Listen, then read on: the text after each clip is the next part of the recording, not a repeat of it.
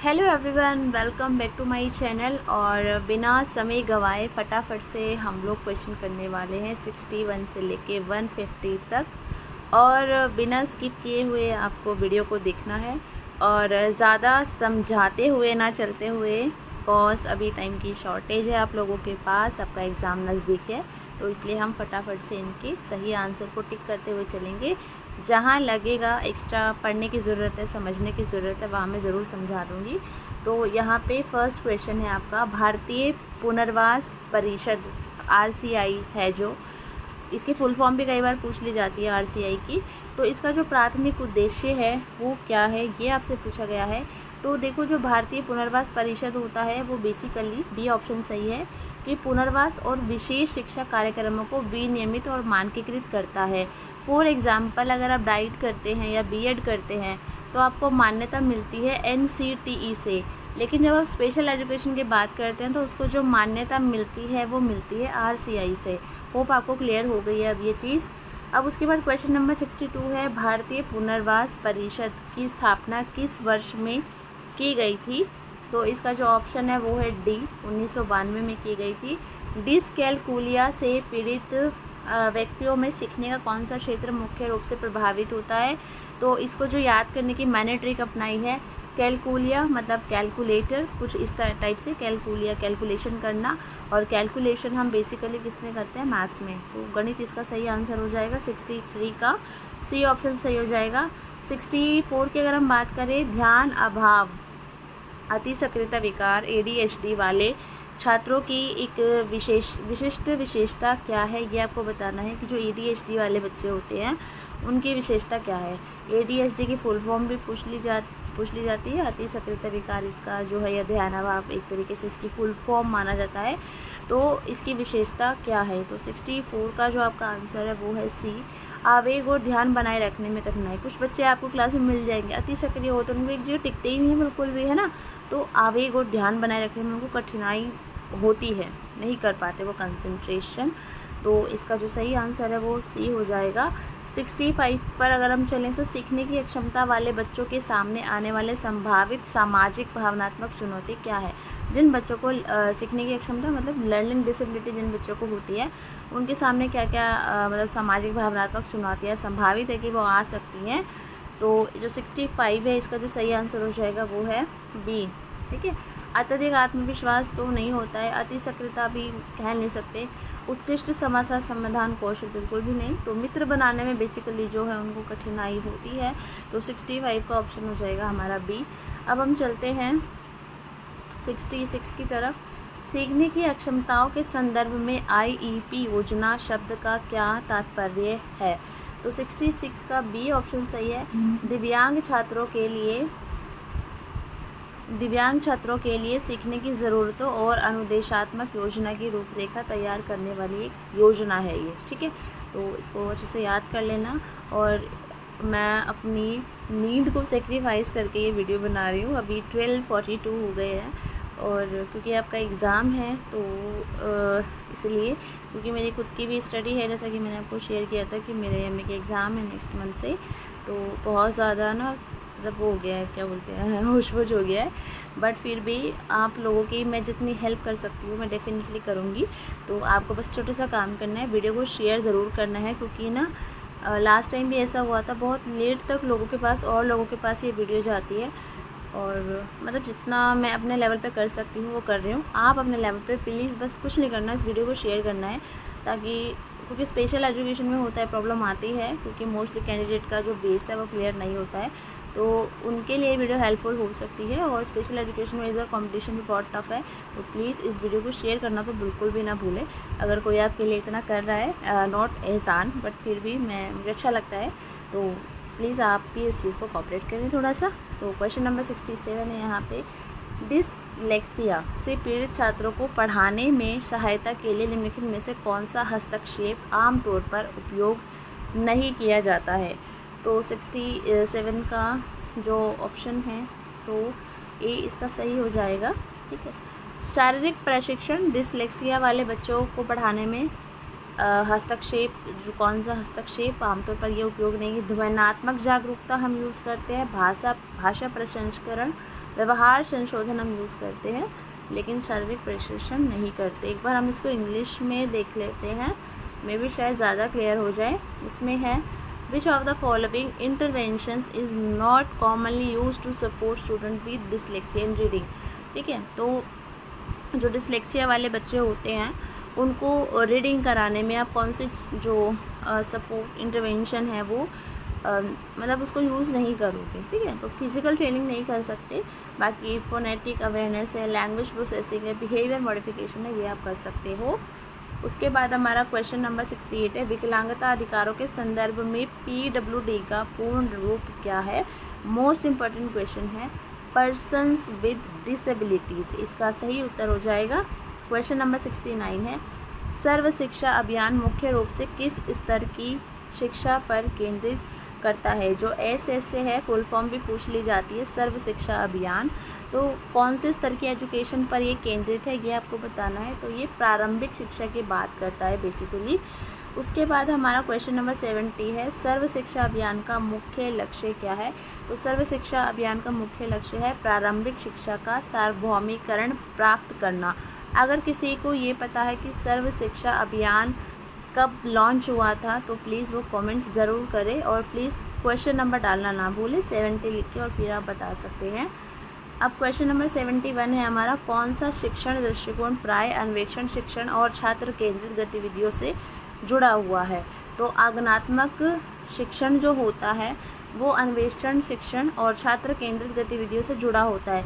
निगनात्मक में क्या होता है, हम बच्चों को नियम बता देते हैं और उसके बाद हम उनको एग्जाम्पल वगैरह देते हैं। भी अच्छी जो है मतलब नहीं मानी जाती है, एक तरीके से जो विधि है कम ज़्यादा अच्छी नहीं मानी जाती, ज़्यादा अच्छी आगमनात्मक विधि मानी जाती है, जिसमें हम बच्चों को पहले एग्जाम्पल देते हैं, उसके बाद हम उनको नियमों की तरफ लेके जाते हैं, तो वो बच्चों को जो कॉन्सेप्ट है वो अच्छे से क्लैरिटी हो जाती है। तो इसमें हम छात्र केंद्रित गतिविधि मान सकते हैं इसको, क्योंकि हम बच्चों से ही वो एग्जाम्पल निकलवा रहे होते हैं, है ना। अन्वेषण शिक्षण है कि बच्चा खुद उस चीज़ को याद करेगा, अन्वेषण करेगा कि मैम ने क्या क्वेश्चन पूछा है ना। तो बी ऑप्शन इसका सही हो जाएगा 71 का। अब हम 72 की बात करें, निगनात्मक शिक्षण का उद्देश्य क्या है। तो यहाँ पे जो क्वेश्चन नंबर 72 है इसका आंसर है सी, विद्यार्थियों को विशिष्ट परिस्थितियों में सामान्य सिद्धांत लागू करना सिखाना। तो हाँ, यहाँ पे निगनात्मक में ना से याद कर लो, नियम निगनात्मक है ना, मैंने ऐसे याद कुछ ट्रिक्स मैं खुद की बना लेती हूँ। निगनात्मक यानी नियम, तो यहाँ पे विशिष्ट परिस्थितियों में सामान्य सिद्धांत लागू करना मतलब बच्चों को हम नियम बता देते हैं और अब हम उनको सिखाते। उसमें जो हम निगनात्मक का उद्देश्य होता है कि हम बच्चों को नियम बता देते हैं और वो किसी विशिष्ट परिस्थिति में उन नियमों को लागू कर सकता है। ठीक है, अब जैसे आप बच्चों को ये सिखा रहे हैं 2+2, ठीक है, प्लस का बेसिकली आपने नियम बता दिया, ये प्लस का साइन होता है और ऐड करना होता है ना। और इस तरीके से बच्चा आप उसको जब भी कोई ऐसी परिस्थिति आएगी उसके सामने तो वो उसको ऐड कर लेगा। आपने नियम बता दिया बच्चे को, लाइक कोई फार्मूला दे दिया है ना, बच्चा उस फार्मूले को पुट करके और कर लेगा।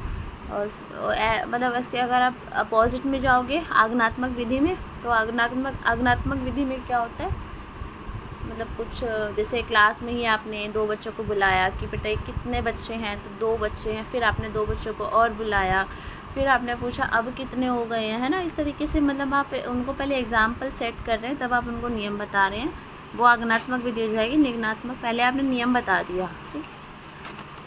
ओके, 73 है, सुकराती शिक्षण पद्धति की प्राथमिक विशेषता क्या है। तो प्रश्नोत्तरी संवाद, सबको पता ही है, सुकरात में जो सुकरात शिक्षण पद्धति में वो क्वेश्चनियर में दिया हुआ है, उनका जो भी है उन्होंने पढ़ा उनको पता होगा। 74 है, फ्लिप्ड क्लासरूम शिक्षण पद्धति में क्या शामिल है।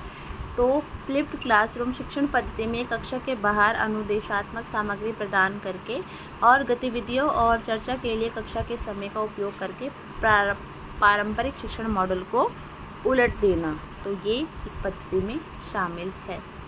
75 है, कौन सी शिक्षण रणनीति विविध क्षमता वाले छात्रों के बीच सहयोग और बातचीत को बढ़ावा देती है। कौन सी शिक्षण रणनीति विविध क्षमता वाले छात्रों के बीच सहयोग और बातचीत को बढ़ावा देती है। तो सहकर्मी शिक्षण इसका सही आंसर हो जाएगा। ठीक है, व्याख्यान वाला तो जहाँ दिखे उसको काट देना। व्यक्तिगत निर्देश भी क्या ही दे रहे हो, उससे थोड़ी मतलब बच्चों में सहयोग और बातचीत बढ़ेगी। प्रतिस्पर्धी मूल्यांकन, ना बाबा ना, गलत है। तो बी ऑप्शन इसका सही हो जाएगा, सहकर्मी शिक्षण। ठीक है, यानी पीयर ट्यूटोरिंग।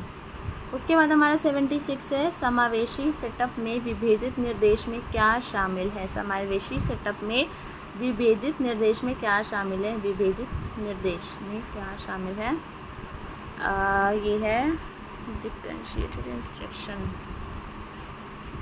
सेटअप। तो 76 का जो यहाँ पे आंसर है वो है बी, विविध शिक्षण आवश्यकताओं को संबोधित करने के लिए शिक्षण विधि और सामग्री को अपनाना। ठीक है, विभेदित निर्देश मतलब कि आपकी समावेशी क्लास है, उसमें हर तरीके का बच्चा आपको देखने को मिलेगा। विभेदित निर्देश मतलब अलग अलग निर्देश, क्योंकि हमें वो ऐड करने पड़ेंगे, क्योंकि हमारी क्लास में एक जैसे बच्चे तो है नहीं। तो विभेदित निर्देश में क्या शामिल है, तो ये पूछा गया है आपसे। तो इसमें विविध शिक्षण आवश्यकताओं को संबोधित करने के लिए शिक्षण विधि और सामग्री को अपनाना, कि हम विविध शिक्षण विधियाँ अपनाते हैं, है ना। अब ऐसा तो है नहीं कि हर बच्चे को आप बोल दोगे और वो समझ जाएगा। कुछ बच्चों को बहुत अलग अलग तरीके से समझाना होता है, अलग अलग आपको स्ट्रेटजीज़ अपनानी होती है, अलग अलग आपको सामग्री अपनानी होती है। कोई बच्चा चार्ट को देख के जल्दी समझ जाता है, कोई बच्चा ब्लैक बोर्ड पे लिखा हुआ देख के जल्दी समझ जाता है, किसी बच्चे को वीडियो आप दिखाओगे तो जल्दी समझ जाता है ना। तो इस तरीके से तो बी ऑप्शन आपका सही हो जाएगा। 77 की अगर हम बात करें, विभेदित निर्देश में विविध शिक्षण आवश्यकताओं को संबोधित करने के लिए डैश शिक्षण विधियाँ और सामग्री शामिल है। 77 है, इसका आंसर है बी, विभेदित निर्देश में विविध शिक्षण आवश्यकताओं को संबोधित करने के लिए अनुकूलन शिक्षण विधियाँ और सामग्री शामिल है। प्रतिबंधक नहीं होगा, मानकीकरण नहीं होगा, उपेक्षित भी नहीं होगा, अनुकूलन, आप उसको एक्सेप्ट कर सके, एडजस्ट कर सके। ठीक है, उसके बाद हमारा है एडेप्टिंग। ठीक है, इंग्लिश का वर्ड है इसका। 78 है, प्राथमिक शिक्षा से संबंधित मुद्दों के समाधान के लिए भारत में DPEP की फुल फॉर्म पूछी जाती है। तो DPEP किस वर्ष शुरू किया गया था, ये क्वेश्चन कई बार पूछा जाता है। तो बी ऑप्शन इसका सही है, 1994 में। उसके बाद है 79। ओके, एक क्वेश्चन और है जो कि कई बार पूछा जाता है, ऑपरेशन ब्लैक बोर्ड। ठीक है, इसके बारे में थोड़ा सा पढ़ लेना, अगर कोई क्वेश्चन आएगा तो मैं थोड़ा सा उसके बारे में बता दूँगी, क्योंकि इससे रिलेटेड क्वेश्चन पूछा जाता है। और एक क्वेश्चन मैं आपसे पूछती हूँ, ये DSSB में क्वेश्चन पूछा गया था और ये मैंने खुद किया है, इसका आंसर दिया था, सही दिया था। एक बाला का कॉन्सेप्ट है, BALA। ठीक है, तो इसकी फुल फॉर्म आपको बतानी है कमेंट सेक्शन में कि इसकी फुल फॉर्म क्या है। ठीक है, तो अभी यहाँ पे क्वेश्चन है 79, दिव्यांग व्यक्तियों के अधिकारों और हितों की सुरक्षा के लिए डैश में POA अधिनियमित किया गया था। तो क्वेश्चन नंबर 79 है, इसका आंसर है यहाँ पे सी, 1992। क्वेश्चन नंबर 80 है यहाँ पे,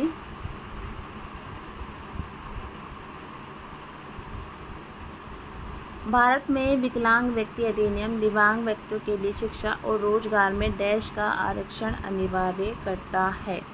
तो इसमें जो क्वेश्चन नंबर 80 है आपका, इसका आंसर है यहाँ पे डी, 3% का। ठीक है, कितने का, 3% का। और अगर किसी ने मेरी वीडियोस कंटिन्यू देखी है तो बीच बीच में कुछ चेंजेस होते रहते हैं, तो वो मैं आपको वीडियोस में साथ के साथ मतलब अपडेट कर देती हूँ। तो इसमें भी कुछ अपडेशन था, अगर किसी ने वीडियो देखी होगी तो ज़रूर उसको पता होगा। ओके, क्वेश्चन नंबर 81 है, मानसिक स्वास्थ्य विकार किसी व्यक्ति के दैनिक जीवन में सोचने, महसूस करने और डैश की क्षमता को प्रभावित कर सकता है। तो 81 का है यहाँ पे डी। ठीक है, दैनिक जीवन में मेलजोल बढ़ाने में मानसिक स्वास्थ्य विकार है, तो आप किसी व्यक्ति के दैनिक जीवन में सोचने, महसूस करने और उसके दैनिक जीवन में मेलजोल बढ़ाने की जो क्षमता है उसको वो प्रभावित कर सकता है। क्वेश्चन नंबर 82 है, UNCRPD को अपनाया गया था। UNCRPD की फुल फॉर्म कमेंट सेक्शन में 82 सीरियल नंबर डाल के आप लोग मुझे ज़रूर बताएंगे और प्लीज़ बताना ज़रूर। क्वेश्चन नंबर 82 है, इसका आंसर है ए, 13 दिसंबर 2006 को इसे अपनाया गया था। और 83 है यहाँ पे, स्वयं भारत सरकार द्वारा शुरू किया गया एक कार्यक्रम है स्वयं। फुल फॉर्म पूछी जाती है, याद कर लेना। स्वयं की फुल फॉर्म। स्वयं भारत सरकार द्वारा शुरू किया गया एक कार्यक्रम है। इसे शिक्षा के 3 प्रमुख सिद्धांतों को प्राप्त करने के लिए डिज़ाइन किया गया है। निम्नलिखित में से कौन सा सही है? ठीक है, 3 प्रमुख सिद्धांत है, ऐसे भी याद कर लेना। तो 83 का ए सही आंसर है। पहुंच, समानता और गुणवत्ता। ठीक है, एक्सेस, इक्विटी और क्वालिटी। क्वेश्चन नंबर 84 है, निम्नलिखित में से कौन सा संज्ञानात्मक क्षमता का उच्चतम स्तर है? 84 का आंसर यहाँ पे हो जाएगा सी, मूल्यांकन करना। संज्ञानात्मक क्षमता का उच्चतम स्तर हो जाएगा आपका सी, मूल्यांकन करना। उसके बाद है हमारा 85, स्कूल में गुणवत्तापूर्ण शिक्षा का सबसे महत्वपूर्ण संकेतक डैश है। अगर स्कूल में एक अच्छी शिक्षा दी जा रही है, क्वालिटी एजुकेशन दी जा रही है, तो इसका क्या संकेत है, ये आपको बताना है। 85 का हो जाएगा डी, कि छात्र किस लेवल का जो अचीवमेंट हासिल कर रहे हैं उससे आप बिल्कुल पता लगा सकते हैं कि इस स्कूल की शिक्षा कैसी है ना। अब बहुत सारे आप बेसिक जो है नीड्स फुलफ़िल कर रहे हैं और कक्षा प्रणाली बढ़िया कर दी, क्लास को सजा दिया बहुत अच्छे से, बच्चे एकदम डल हैं पढ़ने में, है ना, तो अचीवमेंट कुछ है ही नहीं, तो क्या करोगे? इतने सारे टीचर्स रखे, अच्छे टीचर्स रखे और पूरा स्कूल को चेंज करके और बहुत बढ़िया बढ़िया पुस्तकें देके, है ना, तो उनसे आप जज नहीं कर सकते कि इस स्कूल के एजुकेशन की जो क्वालिटी है वो क्या है। एजुकेशन की क्वालिटी हम पता लगाते हैं किसी स्कूल की, बच्चे का जो अचीवमेंट लेवल है वो कैसा है। तो 85 का यहाँ पे डी ऑप्शन हो जाएगा। 86 है यहाँ पे, न्यूनतम प्रतिबंधात्मक वातावरण शब्द का प्रयोग किसके लिए किया जाता है? तो ए है इसका, दिव्यांग व्यक्ति के लिए। उसके बाद हमारा है 87, कक्षा में प्रश्न पूछने पर विद्यार्थियों को कई बार करवा चुकी हूँ। उसमें जो है 87 का है सी, नेगेटिव जहाँ दिखे वहाँ काट देना। ठीक है, कक्षा के बाद शिक्षक को मिलने की सलाह दी। शिक्षक के, अब क्लास में कोई बच्चा प्रश्न पूछ रहा है, आप ये थोड़ी बोलोगे बाद में आके मिलियो, है ना, तो गलत हो जाएगा ना। आप मतलब पेडागोजी में ना आप ये कर सकते हो, आप खुद को उस जगह रख के देख सकते हो। ठीक है, तो आपको जो चीज़ सही लग रही है ना, फिर वो ही सही होगी। ऐसा मैं करती हूँ। ठीक है, करती थी, अभी नहीं करती, क्योंकि अभी क्या, अब तो जॉब लग गई। जब जॉब नहीं थी तब मैं जब तैयारी कर रही थी तब मैं ऐसा सोच के करती थी, बट अभी कुछ आइडिया लगा लेती हूँ क्योंकि आपके लिए भी वीडियोस बनानी होती है। तो बी वाला है, कक्षा में चर्चा में भाग लेने के लिए प्रोत्साहित करना चाहिए। अगर कोई बच्चा क्लास में प्रश्न पूछ रहा है, ऐसे में आप ये बोलोगे कि क्लास में डिस्कशन चल रहा है, आप उसमें पार्टिसिपेट करो, तो नहीं। प्रश्न पूछना जारी रखने के लिए प्रोत्साहित किया जाना चाहिए। अगर कोई क्लास में प्रश्न पूछ रहा है तो हाँ बेटा प्रश्न पूछो, क्या अच्छा ये प्रश्न पूछा है आपने, इस तरीके से आपको उसे मोटिवेट करना है। स्वतंत्र रूप से उत्तर ढूंढने के लिए प्रोत्साहित किया जाना चाहिए। अगर वो उत्तर ढूंढ लेता तो वो प्रश्न पूछता ही नहीं। ठीक है, तो आप उसे ये बोलोगे भाई जाके खुद ढूंढ ले उत्तर, है ना, ये भी गलत हो जाएगा। तो सी ऑप्शन इसका सही हो जाएगा। उसके बाद हमारा है 88, निम्नलिखित में से कौन सा सीखने का परिणाम नहीं है? नहीं इन्होंने पूछा है, तो डी। ठीक है, सीखने का परिणाम, दक्षता आती है सीखने से, ज्ञान आता है, परिपक्वता, शारीरिक संरचना हो तो बिना सीखे भी आ जाती है ना, उसका कोई लेना देना नहीं है सीखने से। 89 है यहाँ पे, किस शिक्षण पद्धति में, 89 है, किस शिक्षण पद्धति में शिक्षार्थी की भागीदारी को इष्टतम एवं सक्रिय बनाया जाता है? 89 का यहाँ पे है डी, कि बच्चा सक्रिय रहता है। ठीक है, एकदम मतलब एक्टिव रहता है। तो ये 3 नहीं है इतना। ठीक है, तो परियोजना विधि, प्रोजेक्ट मेथड बेस्ट रहेगा इस चीज़ के लिए। बच्चा प्रोजेक्ट करता है तो उसकी मतलब जो है पार्टिसिपेशन ऑप्टिमल एंड प्रोएक्टिव रहेगा। आगे हमारा है 90, निम्नलिखित में से कौन सा कारक शिक्षण को प्रभावित नहीं करता है? नहीं वाले क्वेश्चन जब भी आए तो सबसे पहले नहीं को अंडरलाइन कर लो, गोला लगा लो। ऑनलाइन पेपर है तो माइंड में रखो कि यहाँ पे नहीं पूछा हुआ है। ठीक है, तो जो 90 क्वेश्चन है इसका जो आंसर है वो है बी, शिक्षण का जीवनी संबंधी डेटा और सह पाठ्यचर्या संबंधी गतिविधियों में शिक्षार्थी की रुचि। ठीक है, देखो कौन सा कारक शिक्षण को प्रभावित नहीं करता है? देखो शिक्षक का आंतरिक नियंत्रण और शिक्षार्थी प्रेरणा, ये शिक्षण को प्रभावित करेंगे। ठीक है, मतलब करेंगे। देखो शिक्षक मेरा, जैसे मैं शिक्षक हूँ तो मैं आंतरिक नियंत्रण मेरा कितना है और मेरे बच्चे कितने प्रेरित हैं, तो ये एजुकेशन जो मैं बच्चों को करवा रही हूँ उसको प्रभावित करेगा। शिक्षक का जीवनी संबंधी डेटा, भाई मेरी जीवनी संबंधी डेटा है वो कैसे प्रभावित कर देगा टीचिंग को, है ना। और सह पाठ्यचर्या संबंधी गतिविधियों में शिक्षार्थी की रुचि, तो ये जो ये वाला हो सकता है, ठीक है, जो इसमें सेकंड और करके दिया है बट पहला नहीं है, तो इसका मतलब ये सही, मतलब गलत हो जाएगा कि प्रभावित नहीं करता है। शिक्षक की आत्म प्रभावकारिता और विषय के बारे में बिल्कुल, मुझे अगर ज्ञान नहीं है किसी चीज़ का तो मैं वो बिल्कुल प्रभावित करेगा शिक्षण को। प्रबंधन, और बिल्कुल प्रबंधन तो है, मेरे में तो थोड़ा मैनेजमेंट का थोड़ा प्रॉब्लम है, मैं क्लास मैनेज करने में थोड़ा सा आई थिंक ज़्यादा फ्रेंक हूँ मैं बच्चों से, तो बिल्कुल हाँ ये चीज़ इफ़ेक्ट करती है शिक्षण को, है ना। प्रबंधन और निगरानी में शिक्षण का कौशल, तो प्रबंधन में मुझे काम करने की आवश्यकता है और मैं बिल्कुल उस पर धीरे धीरे काम कर रही हूँ, तो ये चीज़ इसको इफ़ेक्ट करती है आपके शिक्षण को। एग्जाम्पल दे रही हूँ अपना भी कि हाँ ये इफ़ेक्ट करती है, तो बी ऑप्शन सही हो जाएगा।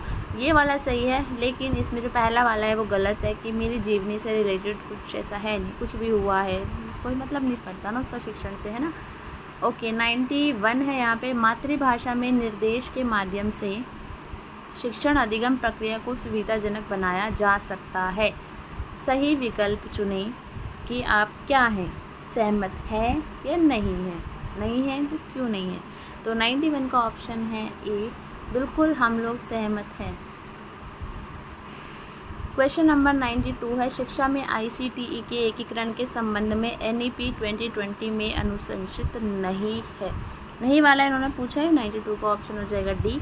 पारंपरिक शिक्षण विधियों को मजबूत करना NEP 2020 में अनुशंसित नहीं है। बाकी के तीनों हैं, पढ़ के पता चल रहा है कि वो तीनों हैं। 93 है, शिक्षक का व्यवहार होना चाहिए, कैसा होना चाहिए भाई, एक टीचर का बिहेवियर, तो शिक्षाप्रद होना चाहिए। आदर्शवादी, निर्देशात्मक तो बिल्कुल भी नहीं, प्रशासनिक तो नहीं, आदर्शवादी भी नहीं, शिक्षाप्रद होना चाहिए। और इंग्लिश में अगर हम बात करें तो इंस्ट्रक्टिव, ठीक है।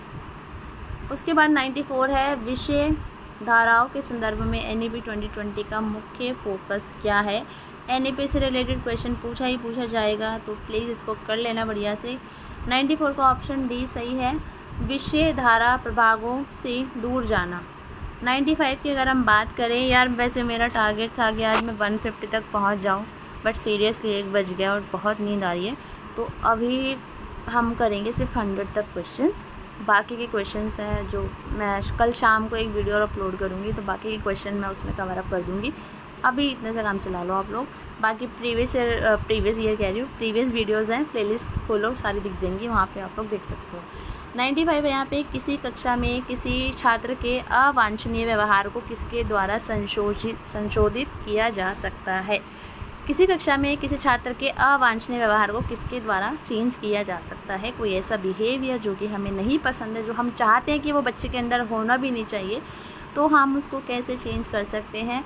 दंड तो बिल्कुल नहीं दे सकते, वरना सरकार आपको दंड दे देगी, ठीक है, तो इस चीज़ का बड़ा ध्यान रखें। और यहाँ पे 95 का ऑप्शन है, देखो माता पिता को बाद में, पहले आप खुद अपने लेवल पे हैंडल करो ये चीज़ें। तो अवांछनीय व्यवहार के कारणों का पता लगाना और उपचार प्रदान करना। अगर आपके सामने कोई प्रॉब्लम रखी गई है, कारण कहीं दिख रहा है ऑप्शन में, तो कारण वाला टिक कर देना हाथ मीच के, ठीक है। उसके बाद हमारा है 96 डैश, एक आंतरिक स्थिति को संदर्भित करता है जो व्यक्तियों को लक्ष्य निर्देशित व्यवहार में संलग्न होने के लिए प्रेरित करता है, ठीक है। तो क्या है ऐसा जो आंतरिक स्थिति को संदर्भित करता है और व्यक्तियों को लक्ष्य निर्देशित व्यवहार में संलग्न होने के लिए प्रेरित करता है, तो इसका है प्रेरणा। जो प्रेरणा होती है, जो मोटिवेशन होता है, वो हमें लक्ष्य की ओर लेकर जाता है, ठीक है। उसके बाद 97 है, प्रौद्योगिकी के विकास के साथ भविष्य में शिक्षक की भूमिका होगी, क्या होगी, छात्रों का मार्गदर्शन करना। अभी भी वही है, अभी कौन सी चेंज होगी, वही है, मार्गदर्शन ही करते हैं हम लोग। 98 है यहाँ पे, उभरते भारतीय समाज में प्रौद्योगिकी को कक्षाओं में कैसे एकीकृत किया जा रहा है, तो बी ऑप्शन है, सीखने की सुविधा के लिए डिजिटल उपकरणों का व्यापक उपयोग। 99 की बात करें, तेज़ी से बदलते हुए भारतीय समाज में स्कूल प्रशासक वर्तमान में अपने बच्चों की शिक्षा में माता पिता की भागीदारी को किस प्रकार महत्व देते हैं, तो 99 का ऑप्शन यहाँ पे हो जाएगा बी, सक्रिय भागीदारी और सहयोग। 100 क्वेश्चन है, हमारा 100वां क्वेश्चन है। उम्मीद थी 150 तक पहुंच जाऊंगी, बट मुझे लगता है उम्मीद मेरी डगमगा गई है। मेरा सारा मोटिवेशन धरा का धरा रह गया है। तो बाकी क्वेश्चन कल करेंगे। ये लास्ट क्वेश्चन है एंड देन इसके बाद good night. Universal design for learning question full form पूछी जाती है, तो इसको बढ़िया से कर लेना। एक समावेशी कक्षा में किस पर जोर देता है? Universal design for learning UDL किस पर जोर देता है? एक मतलब इंक्लूसिव एजुकेशन में। तो जो 100 है आपका, इसका आंसर है B। एक कक्षा में सभी शिक्षार्थियों की विविध सीखने की ज़रूरतों को पूरा करना। So take care, bye bye and good night. Hello everyone and I hope कि आप लोगों की तैयारी बहुत बढ़िया चल रही है। और आज की वीडियो में जो कल हमने 50 क्वेश्चन छोड़ दिए थे, वो आज हम कंटिन्यू करने वाले हैं। और 2-3 डाउट्स हैं, एक बार वो क्लियर कर देती हूँ, फिर हम वीडियो स्टार्ट करते हैं। डाउट ये है कि मैम आधे लोग तो अभी भी पूछ रहे हैं कमेंट करके कि मैम एग्ज़ाम कब है। तो एग्ज़ाम आपका 31 मई को है। अगर जिनको नहीं पता, जो अभी पहली बार ये वीडियो देख रहे हैं, तो बता दूं कि 31 मई को आपका एग्ज़ाम है। और एडमिट कार्ड के लिए आप लोग काफ़ी बार पूछ रहे हैं। देखो, मैंने पहले ही बताया है कि एग्ज़ाम करवा रहे हैं तो एडमिट कार्ड भी मिल जाएगा, ठीक है। तो उस चीज़ की ये अननेसेसरी चीज़ें हैं, इनकी ज़रा टेंशन नहीं लेनी है। अभी सिर्फ आपको तैयारी पे फोकस करना है। ओके, तो अभी किसी का डाउट हो तो कमेंट कर देना। ये 2 कमेंट मत करना, एग्ज़ाम कब है और एडमिट कार्ड कब आएगा, ठीक है। एग्ज़ाम का बता दिया, एडमिट कार्ड जब भी आएगा अपडेट कर दूँगी। इवन आपको खुद ही पता चल जाता है कब आ जाएगा एडमिट कार्ड, ठीक है। मैसेज आ जाएगा आप लोगों को। तो ये क्या हुआ? तो यहाँ पे क्वेश्चन नंबर 101 है, समावेशी कक्षा परिवेश में शिक्षक की भूमिका क्या है? समावेशी कक्षा वो होती है जिसमें हर तरीके का बच्चा आपको देखने को मिलेगा। तो उसमें शिक्षक की जो भूमिका है वो क्या है, वो आपसे पूछा गया है। तो क्वेश्चन नंबर 101 है ये। तो इसका जो आंसर है वो C हो जाएगा कि एक समावेशी और शिक्षण सहायक वातावरण की सुविधा प्रदान करवाना। देखो, निर्देश तो गलत है और सख्ती से लागू करना गलत है, और उच्च उपलब्धि वाले छात्रों पर ध्यान दोगे, गलत है। आपके सामने सारे बच्चे हैं, आपको सब पे ध्यान देना है। तो C ऑप्शन सही हो जाएगा। 102 की अगर हम बात करें, जो कैंडिडेट इंग्लिश में कंफर्टेबल है वो इसको पॉज करके इंग्लिश में पढ़ सकता है, बट आई थिंक हिंदी सबको समझ आती है। 102 है, सामग्री डिज़ाइन करते समय संरेखण शब्द का अर्थ क्या है? तो 102 है, जो इसका जो आंसर है आपका वो है B। यह सुनिश्चित करना कि सामग्री सीखने के उद्देश्यों से मेल खाती हो, ठीक है। संरेखण का मतलब होता है, ठीक है। तो अगर इसका हम इंग्लिश में वर्ड देखें तो इंग्लिश में है अलाइनमेंट, ठीक है। अगला है क्वेश्चन आपका 103, निम्नलिखित में से कौन सा गैर प्रक्षेपित शिक्षण अधिगम सामग्री का एक प्रकार है? 103 का आंसर है C, वाइट बोर्ड, ठीक है। गैर प्रक्षेपित एक TLM वाला क्या बोलते हैं, क्या होगा चल रहा है, हाँ, एक TLM वाला आपका प्रॉपर एक कॉन्सेप्ट है, और मैंने काफ़ी बढ़िया नोट्स बनाए हुए हैं उसके। तो मैं अभी देखो, अभी तो एग्ज़ाम होने दो आपका, अभी तो आप MCQ पे ध्यान दो। इन फ्यूचर मैं ज़रूर उसकी वीडियो डालूँगी, अपने नोट्स को शेयर करूँगी, और बहुत बढ़िया से मैंने उसको लिखा हुआ है। तो TLM के रिलेटेड आपके जो भी डाउट है वो क्लियर हो जाएंगे, और इवन वो आने वाले टाइम में आपको कॉम्पिटिटिव एग्ज़ाम में भी हेल्प करेंगे। तो अभी जो इसका आंसर है वो है आपका वाइट बोर्ड, ठीक है।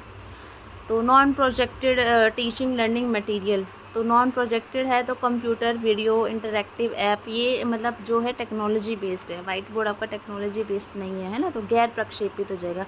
प्रक्षेपित जो टेक्नोलॉजी वाले होते हैं।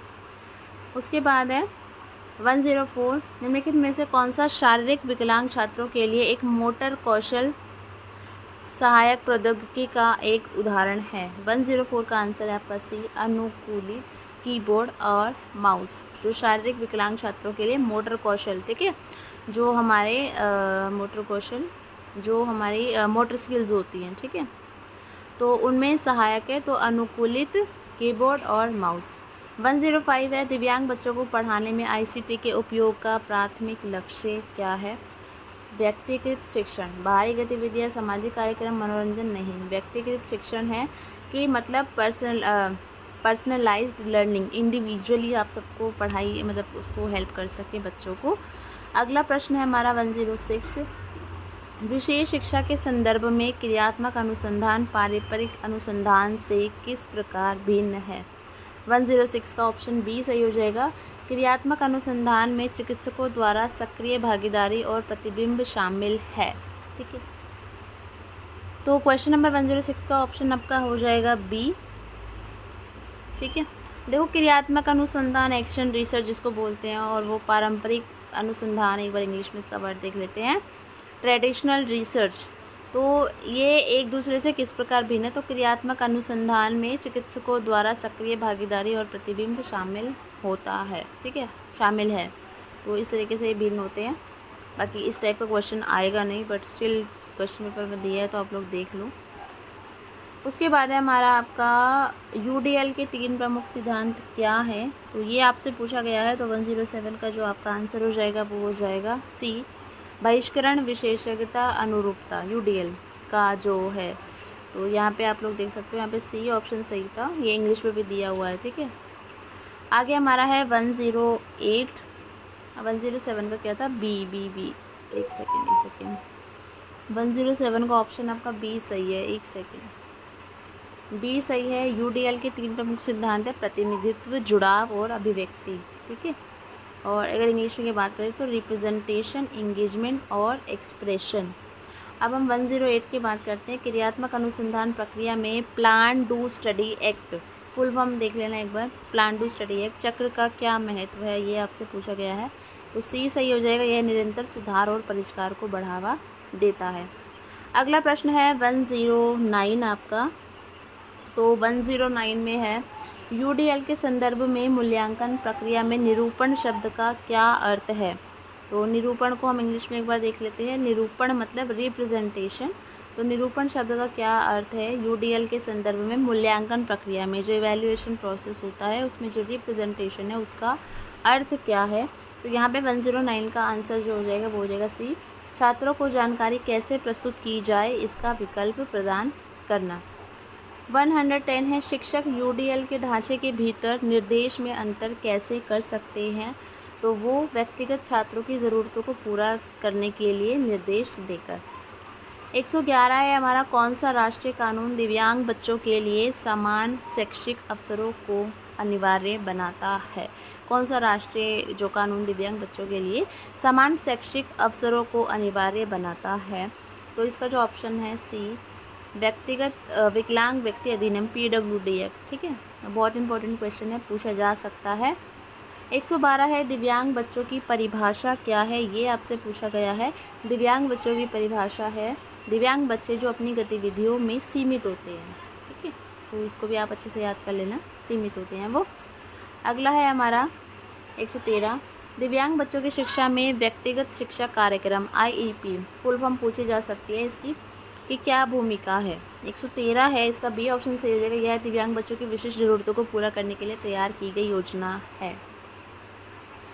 114 है, निम्नलिखित में से कौन सा विकासात्मक विकलांगता का एक उदाहरण है? तो डाउन सिंड्रोम। ठीक है, और डाउन सिंड्रोम एक टेस्ट होता है, और ये ड्यूरिंग प्रेगनेंसी होता है, और इसमें जैसे बच्चे का हमें पता चल जाता है कि बच्चे को बॉडी में क्या इशू है या मेंटली क्या इशू है। तो मतलब बाद में जो जिन लोगों को पता चल जाता है, महिलाओं वगैरह को, तो वो अबॉर्ट भी कराते हैं, बच्चा अबॉर्शन करा लेते हैं। तो अभी मेरे स्कूल में मतलब 2-3 टीचर्स ने कराया था, तो मुझे तब पता चला कि डाउन सिंड्रोम मतलब ऐसा कुछ होता है, कोई टेस्ट होता है कि। तो एग्ज़ाम्पल के तौर पे मैं आपको थोड़ा सा बता रही हूँ ताकि आपको देखकर याद आ जाए एकदम कि क्या हो एग्जैक्ट में ये होता क्या है, एक टेस्ट होता है। ठीक है, उसके बाद है 115, दिव्यांग बच्चों को पढ़ाने के संदर्भ में विभेदित निर्देश का प्राथमिक फोकस क्या है? दिव्यांग बच्चों को पढ़ाने के संदर्भ में विभेदित निर्देश का प्राथमिक फोकस क्या है? तो वो है व्यक्तिगत आवश्यकताओं को पूरा करने हेतु तदनुकूल निर्देश देना। 116 है यहाँ पे, पाठ्यक्रम संशोधन के संदर्भ में स्काफोल्डिंग शब्द का क्या तात्पर्य है? देखो, वाइगोत्स्की ने एक थ्योरी दी थी सोशल लर्निंग की, उसमें स्काफोल्डिंग का यूज़ हुआ है, जोन ऑफ प्रॉक्सिमल डेवलपमेंट की उन्होंने बात की है। तो यहाँ पे जो 116 है इसका जो उत्तर हो जाएगा वो हो जाएगा बी, छात्रों को सफल होने में मदद करने के लिए अस्थायी सहायता देना, मतलब परमानेंट आप उसके साथ नहीं हैं आगे तक, अस्थायी सहायता देना। ठीक है, स्काफोल्डिंग इसको बोलते हैं हम लोग। और किसी ने थ्योरी पढ़ी होगी तो उसको अच्छे से पता होगा। अगर पूछा भी जाए, अगर ऐसे क्वेश्चन आए तो ये मतलब किसकी थ्योरी में गिवन है, तो वाइगोत्स्की ने दी थी सोशल लर्निंग थ्योरी। आगे हमारा 117 समूह शिक्षण में सुविधाकर्ता के साथ आमतौर पर कौन सी भूमिका जुड़ी होती है। समूह शिक्षण में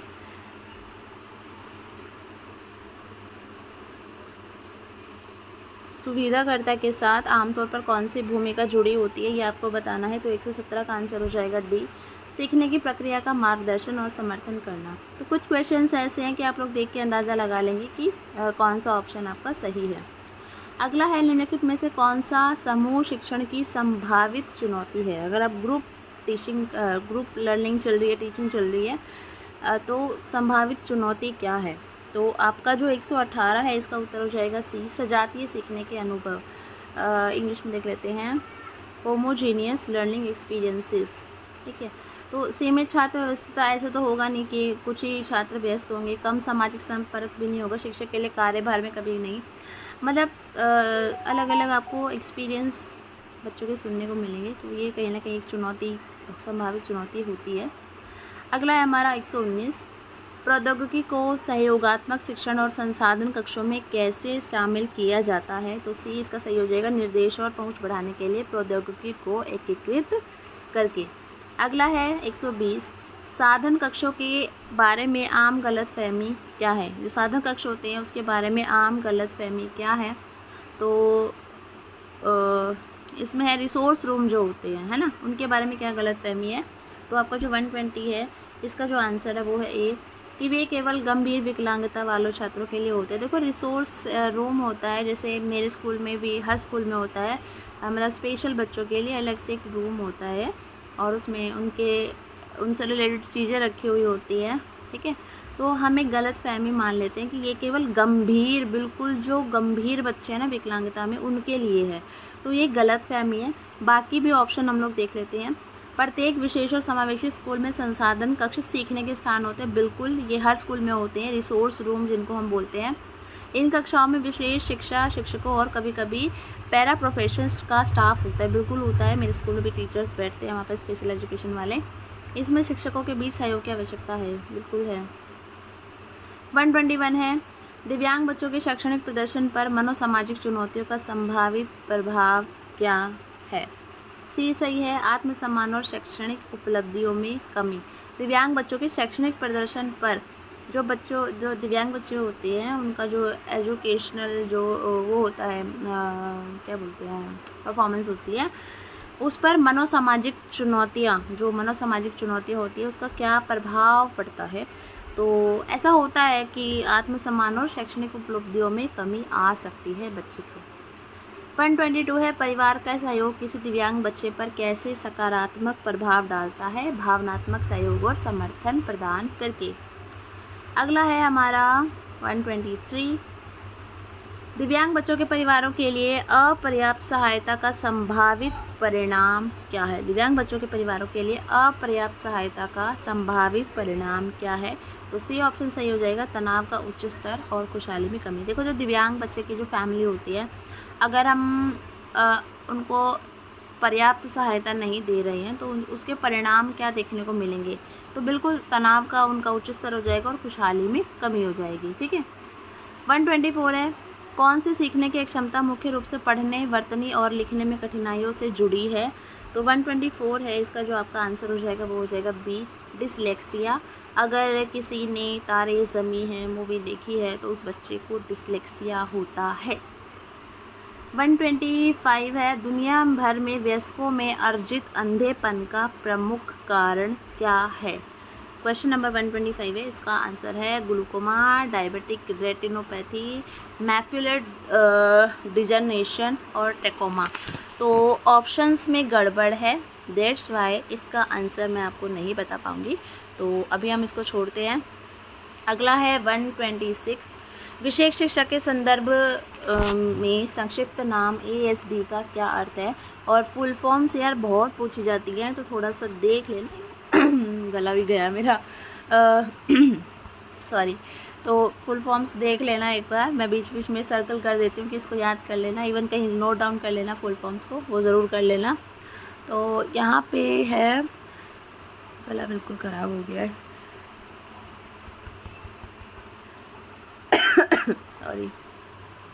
ओके, तो इसकी जो फुल फॉर्म है ASD की 126 है, वो है ऑटिज़म स्पेक्ट्रम डिसऑर्डर। पूछा जाता है, पढ़ लेना इसको और एक आध बार और। आगे है कौन सा अंतर्राष्ट्रीय दिवस बच्चों सहित दिव्यांग व्यक्तियों के अधिकारों और कल्याण को बढ़ावा देने पर केंद्रित है।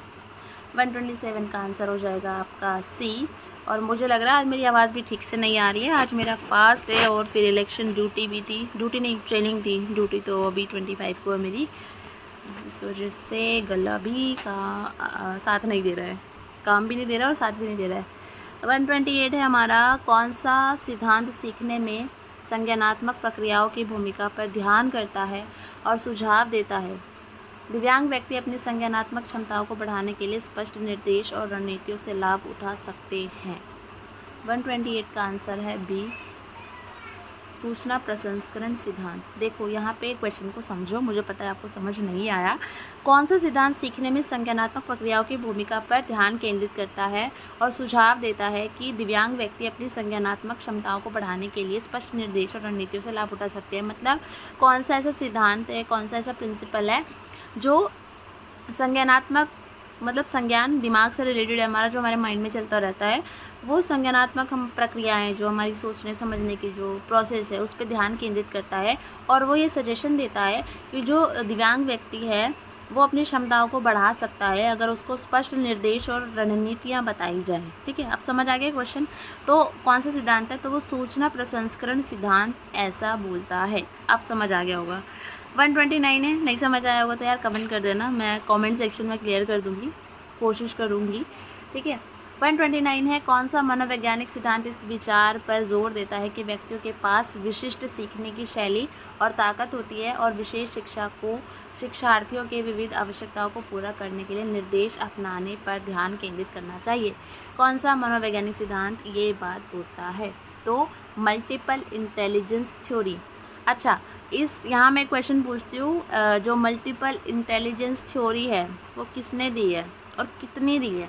अगर किसी को इसका आंसर पता है तो नीचे कमेंट सेक्शन में 129 पहले लिखना और फिर आंसर लिखना। ठीक है, क्योंकि मुझे ढूंढना ना पड़े, क्योंकि यार बहुत सारी वीडियोस बनाई हुई है और ध्यान नहीं रहता है कि कौन सा क्वेश्चन पूछा था। तो प्लीज़ 129 लिखना और फिर इसका आंसर लिखना, और आंसर ज़रूर लिखना। अभी हमारे 20 क्वेश्चन रहते हैं।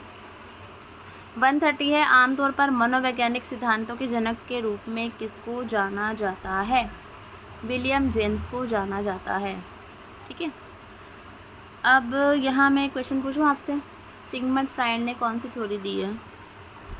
अगर किसी को पता है तो कमेंट करें। B.F. स्किनर ने कौन सी थ्योरी दी है, J.B. वॉटसन ने कौन सी थ्योरी दी है, और आपको पता होना चाहिए, और अगर पता है तो कमेंट करके ज़रूर बताइए। 130 लिखे, ABCD लिखें, C छोड़ दो, ABD लिखो और फटाफट से आंसर कर दो कमेंट सेक्शन में। अगला है हमारा समावेशी शिक्षा, कई बार करवा चुकी हूँ, जो लोग पहले से कनेक्टेड है उनको पता होगा। 131 का यहाँ पे है C, कक्षा में विविधता को प्रोत्साहित करता है। सख्त देखते ही हटा दो, पढ़ने की ज़रूरत नहीं है। हाशिए पर मौजूद समूह के शिक्षकों को शामिल करता है। नेगेटिव ध्यान देना और तथ्यों को उपदेश, ये तथ्य जहाँ पे आ जाए ना रट्टाफिकेशन, उसको तो साइड कर देना, देखना भी मत उसको तो। ठीक है, तो C ऑप्शन इसका सही हो जाएगा। अगला है 132, समावेशी शिक्षा मानती है कि हमें डैश को फिट करने के लिए डैश को बदलना चाहिए। 132 है जो, तो हमें बच्चों को फिट करने के लिए प्रणाली को बदलना चाहिए, हमें सिस्टम को फिट करने के लिए, हमें परिवेश को फिट करने के लिए, हमें बच्चों को फिट करने के लिए। तो ये चारों ही ऑप्शन गलत है। जो इसकी ऑफिशियल आंसर की है, मैंने वहाँ पे चेक किया है, तो ये आंसर ऑप्शंस गलत है। ठीक है, समावेशी शिक्षा मानती है कि हमें डैश बच्चों को फिट करने के लिए, परिवेश को तो चेंज नहीं करोगे, प्रणाली नहीं, लग तो रहा है ए बट नहीं होना चाहिए। एक एग्जैक्ट जो इसका मिलना चाहिए ना, मतलब ऑप्शन वो है नहीं, तो इसको हम क्या करते हैं, अभी छोड़ते हैं। आगे हम करते हैं 133, और मैं बता दूं कि आप लोग रिवीजन ज़रूर करें, ज़रूर करें, ज़रूर करें। ऐसा नहीं है एक आध बार वीडियो देख लिया हो गया, शॉर्ट नोट्स भी बना सकते हैं अपने, अगर आपको वीडियो दोबारा नहीं देखनी है तो, क्योंकि वो बहुत रिवीजन बहुत ज़रूरी होती है। मैं मानती हूँ कि रिवीजन बहुत ज़रूरी है, मैं इवन अपनी पर्सनल लाइफ में भी मानती हूँ, और आप में से बहुत लोगों को पता होगा कि रिवीजन बहुत ज़रूरी है।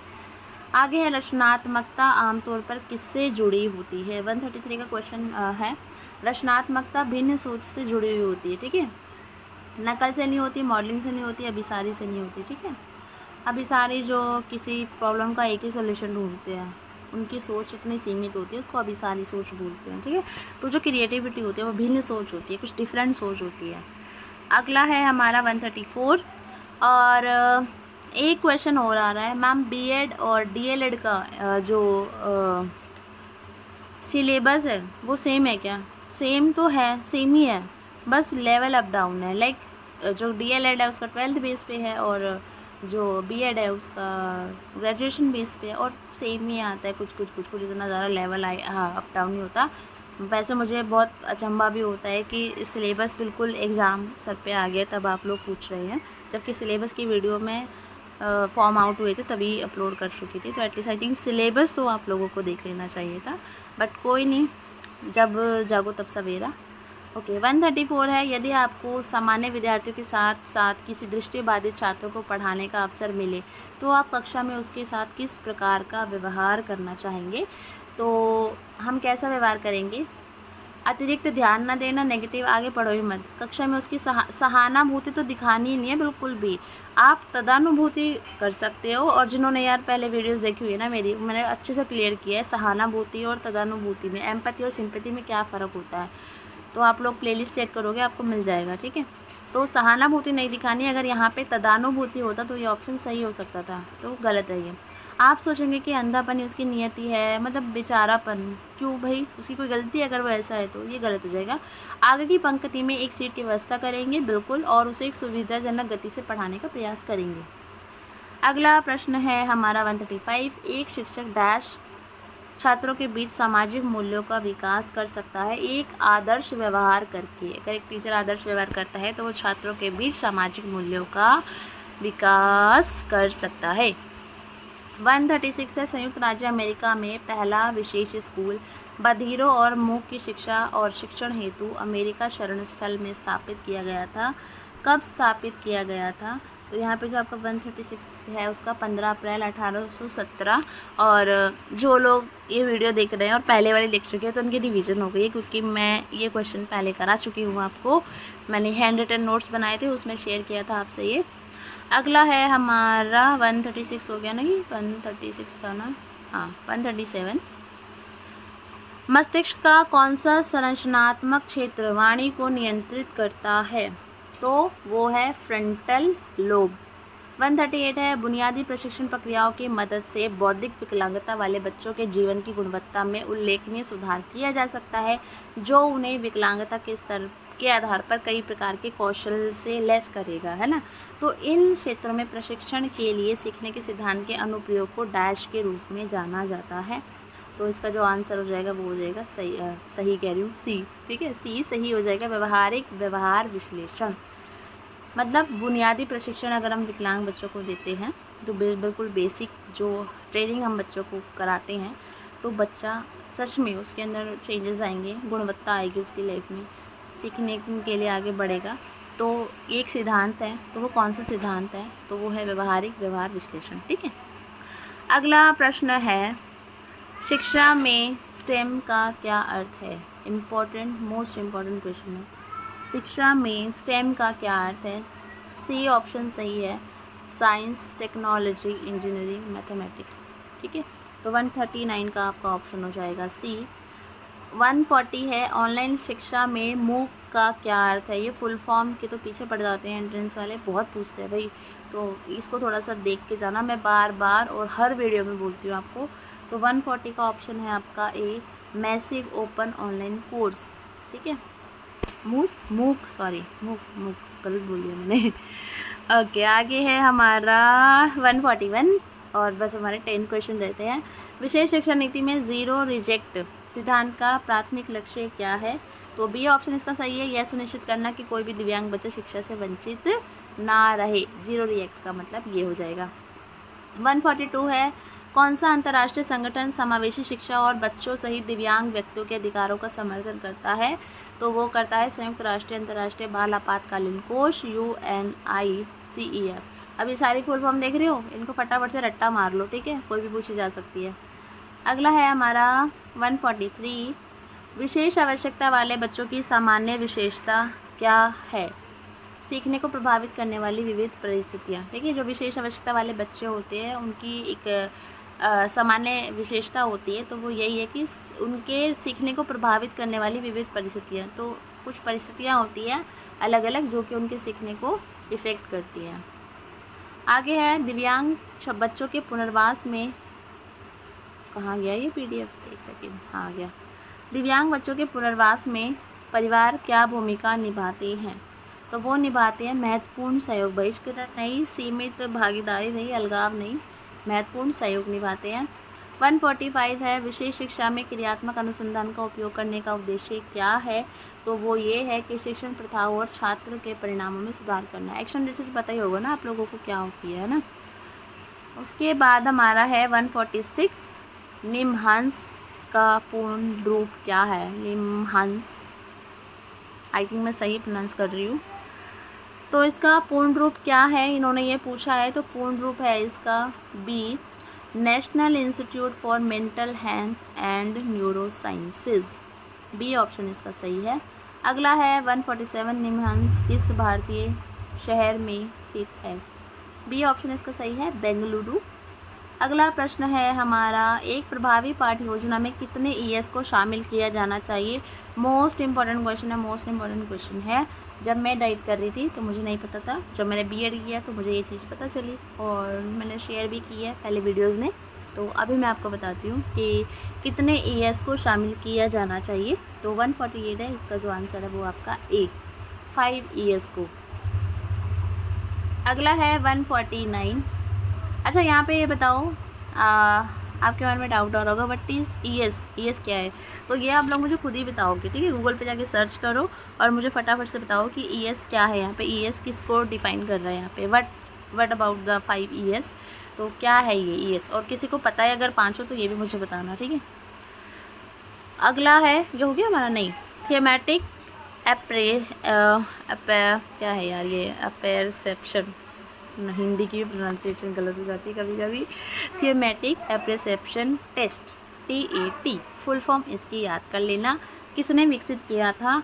ये किया था हेनरी मरे ने। और मुझे सबसे गंदा टॉपिक लगता था ये टेस्ट वेस्ट वाला, जब मैं तैयारी कर रही थी एग्ज़ाम की, मतलब बहुत गुस्सा आती थी, समझ में नहीं आ रहा था, इतने सारे टेस्ट होते थे, कौन किसने दिया है, कितने कार्ड्स होते हैं, ये वो फलाना ढिकाना, मतलब दिमाग ख़राब हो जाता था। कोई नहीं, दिमाग ख़राब हुआ तभी आज यहाँ पहुँच गई। ओके, 150 है, निम्नलिखित में से कौन सा शिक्षा का भाग नहीं है? नहीं वाला क्वेश्चन है, बहुत ध्यान से करना है। तो कंप्यूटर गेम खेलना, देखो टीवी देखना, ध्यान करना, यात्रा करना शिक्षा का भाग है। कंप्यूटर गेम खेलना शिक्षा का भाग नहीं है, ठीक है। गेम के टीवी में तो हम कुछ एजुकेशन भी तो देख सकते हैं ना। तो 150 क्वेश्चंस हमारे डन हैं। और मैराथन क्लास मैं कोशिश करूँगी कल सारी जितनी भी वीडियोस मैंने कराई है कोशिश करूँगी उनको कंपाइल करके मैं आपको प्रोवाइड करवा सकूँ। एंड अभी प्रीवियस ईयर क्वेश्चन का यार पूछ रहे हो आप लोग बार बार, कोई प्रीवियस ईयर क्वेश्चन पेपर नहीं है, होते तो मैं आपके साथ शेयर नहीं करती क्या? नहीं है, ऑनलाइन एग्ज़ाम हुआ था तो नहीं है इसके प्रीवियस ईयर क्वेश्चन पेपर। अब मुझे नहीं पता तुमको कहाँ से मिल रहे हैं या मिलेंगे, आई डोंट नो। और बेस्ट बुक काफ़ी लोग पूछते हैं, बेस्ट बुक मुझे बुक भी नहीं पता, बेस्ट बुक तो मैं तब बताऊंगी आप लोगों को, मैं बुक कोई रिकमेंड नहीं कर रही हूँ। तो आप लोग देखो यार, बहुत इजी सा सिलेबस है और इजी से अपना बिल्कुल कॉमन सेंस लगा के आपको पेपर करना है, हो जाएगा आराम से, टेंशन लेने वाली ज़रूरत नहीं है। टेंशन लेनी है जो अदर स्टेट वाले हैं, ठीक है, MP वालों को तो वैसे भी आराम से हो ही जाएगा ईजिली। बट इस बार थोड़ा सा कंपटीशन बहुत ज़्यादा है, काफ़ी फॉर्म डाले गए हैं, तो उस हिसाब से तो थोड़ा सा आपको मशक्क़त करनी पड़ेगी। So thank you so much everyone. And जो कल की मेरी नींद ख़राब हुई थी वो आज मैं पूरी करने जा रही हूँ, तो ये वीडियो अपलोड कर रही हूँ। So good night and all the very best. Exam बढ़िया से देकर आना, और अगर किसी का कोई डाउट है तो वो मुझे कमेंट कर सकता है। Thank you. Good evening everyone. यहाँ पर जो आप लोग देख रहे हैं फर्स्ट क्वेश्चन जो आपका है रीजनिंग का है। तो पहला क्वेश्चन आपसे पूछा गया है, निम्नलिखित प्रश्न में 4 विकल्प दिए गए हैं जो एक क्रम का अनुसरण करते हैं, आपको एक विकल्प चुनना होगा जो पृष्ठ में छवि की दर्पण छवि से बिल्कुल मेल खाता है। तो यहाँ पे आपको 4 ऑप्शन दिख रहे हैं, इससे मेल खाता है दर्पण में, ठीक है, कि इसको दर्पण के सामने रखेंगे अगर इस छवि को, तो सामने कैसा दृश्य दिखाई देगा। तो इसका जो ऑप्शन है वो सी हो जाएगा। अगला प्रश्न है यहाँ पे, निम्नलिखित में से अक्षरों का कौन सा सेट अंतरालों पर क्रमिक रूप से रखे जाने पर अक्षर श्रृंखला को पूरा करता है। तो जो क्वेश्चन नंबर 2 है, देखो यहाँ पे ये ब्लैंक छोड़ा हुआ है, तो इन चारों ऑप्शन में से कौन सा है जो इस श्रृंखला को पूरा करता है। रीजनिंग के क्वेश्चंस अगर आप लोग सॉल्व करके देखेंगे, अभी आप लोग पेपर पेन लेकर बैठिए और इस वीडियो को देखिए और साथ साथ इसको सॉल्व करते जाएं। तो इसका ऑप्शन ए हो जाएगा, A B C D A A B, फिर से B C C D A A A, B B B B, फिर A C C D D, ठीक है। इस तरीके से इनका एक क्रम बन जाएगा, A B C D A B B C C A D, ठीक है। इस तरीके से अगर आप इसको देखेंगे तो इसका एक क्रम बन जाएगा। प्रश्न संख्या 3 है यहाँ पे, निम्नलिखित जानकारी को ध्यानपूर्वक अध्ययन करें और दिए गए प्रश्नों के उत्तर दें। तो यहाँ पर है, ही हु 6 ट्रूथ को 3MA 2CO 2HE 3MX के रूप में लिखा जाता है और ट्रूथ इज़ कॉम्प्लिकेटेड टर्म को इस तरीके से लिखा जाता है, लॉर्ड 6 ट्रूथ को इस तरीके से लिखा जाता है। तो यहाँ पे who is the term of Lord, तो जो who is the term of Lord को इस तरीके से लिखा जाता है, तो यहाँ पे आपको बताना है कि who is the term of Lord, ठीक है। तो यहाँ पे जो क्वेश्चन नंबर आपका 3 है, इसका जो ऑप्शन आपको दिए गए हैं,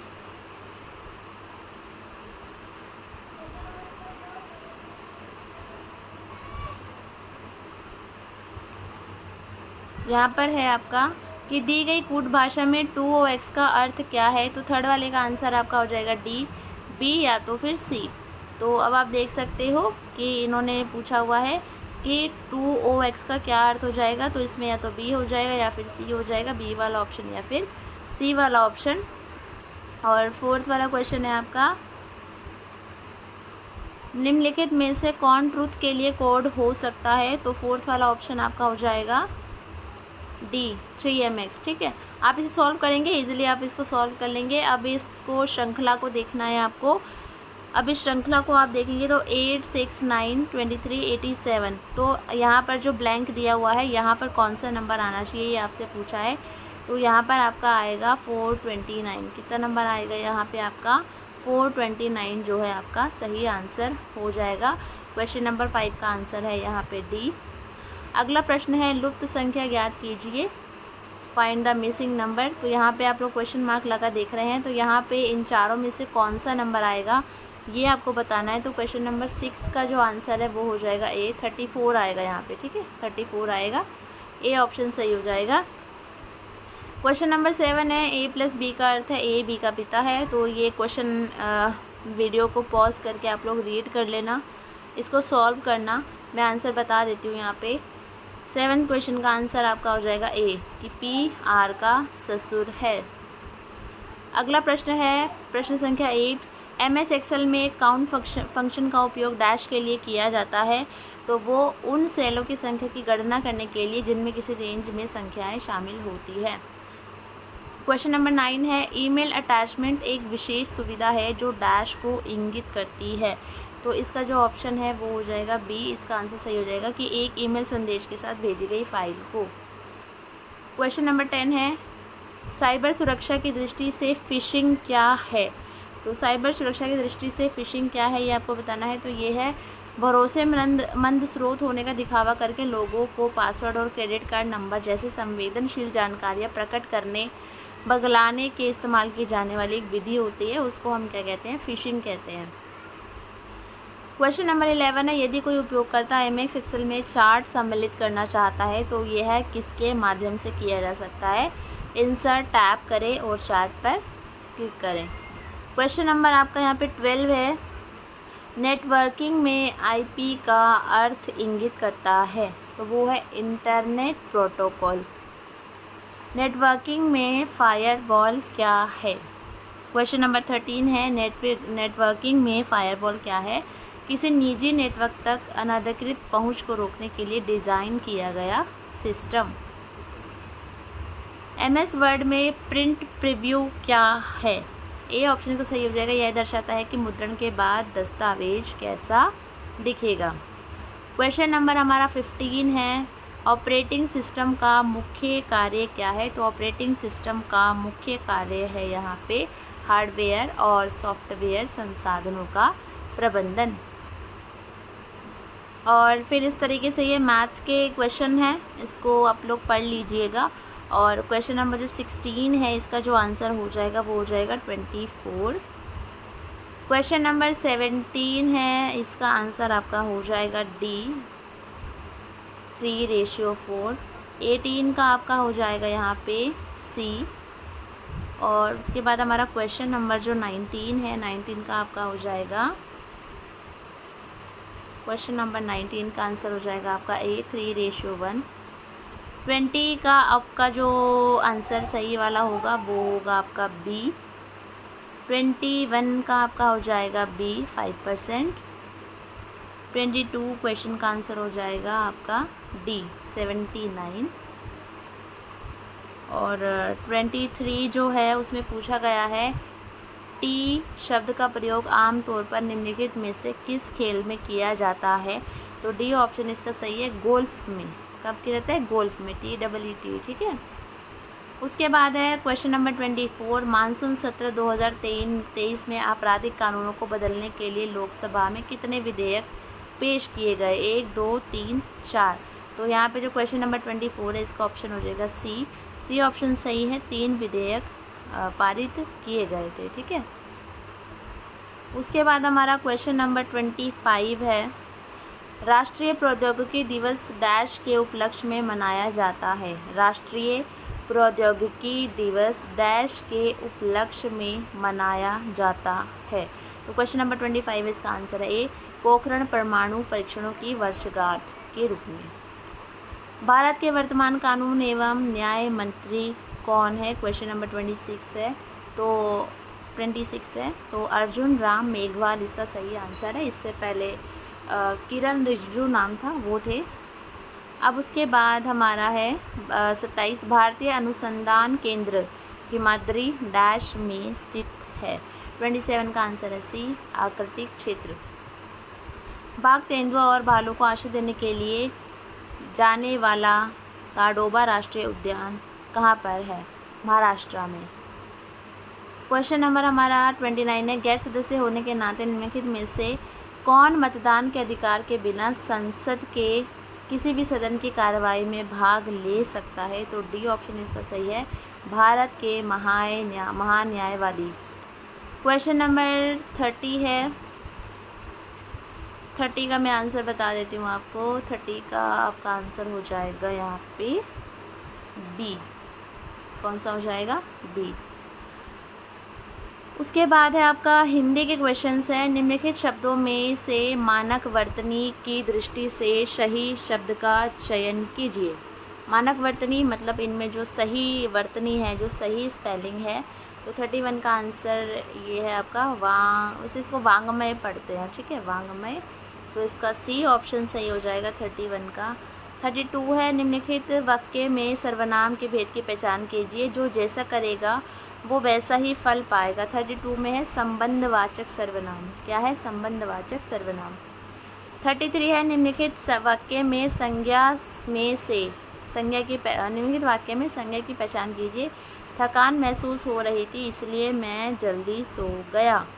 तो बी है थकान, ठीक है, भाववाचक संज्ञा है। निम्नलिखित वाक्य में से विशेषण की पहचान कीजिए, इस कबूतर को पिंजरे से निकालो। तो इस विशेषण हो जाएगा। निम्नलिखित वाक्यों में सकर्मक क्रिया वाले वाक्य की पहचान कीजिए। तो 35 जो है इसका जो आंसर हो जाएगा वो हो जाएगा बी, सचिन फुटबॉल मैच खेलता है। ये सकर्मक क्रिया आपकी हो जाएगी। 36 है, सही संधि विच्छेद कीजिए निष्पाप का। तो निष्पाप का सही संधि विच्छेद हो जाएगा निहिपाप। क्या हो जाएगा? निहिपाप, विसर्ग संधि है ये। निम्नलिखित वाक्यों को सही रूप में क्रमबद्ध कीजिए। तो सही रूप में आप लोग क्रमबद्ध करेंगे तो 37 का ऑप्शन आपका जो है डी सही हो जाएगा।